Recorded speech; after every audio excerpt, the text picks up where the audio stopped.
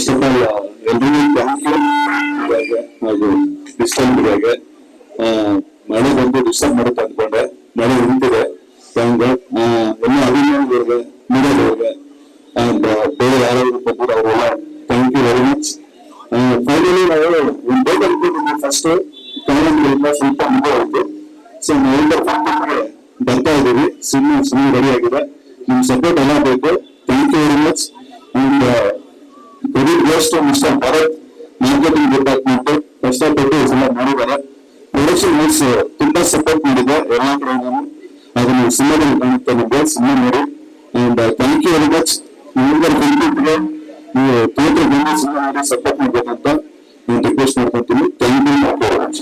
ಮತ್ತೆ ಅನಿಸಿಕೆ ನಮಸ್ಕಾರ.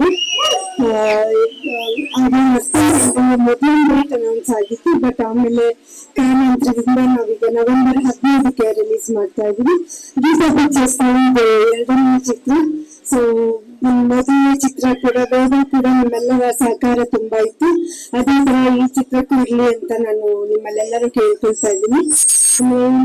ಎಲ್ಲರಿಗೂ ಮಾರ್ಕೆಟಿಂಗ್ ಮ್ಯಾನೇಜರ್ ಓಕೆ ಅವರಿಗೆ ನಾನು ಥ್ಯಾಂಕ್ಸ್ ಹೇಳಕ್ ಇಷ್ಟಪಡ್ತೀನಿ. ಇದು ಮೊದಲನೇದಾಗಿ ಇದು ಮಾಡಿದ್ದೀವಿ. ನೆಕ್ಸ್ಟ್ ಬೆಂಗಳೂರಿನಲ್ಲಿ ಕೂಡ ಇದನ್ನ ಮಾಡ್ತೀವಿ ನೆಕ್ಸ್ಟ್ ಆಗಿ. ಅದೇ ತರ ಇದೆಲ್ಲ ಟ್ರೈಲರ್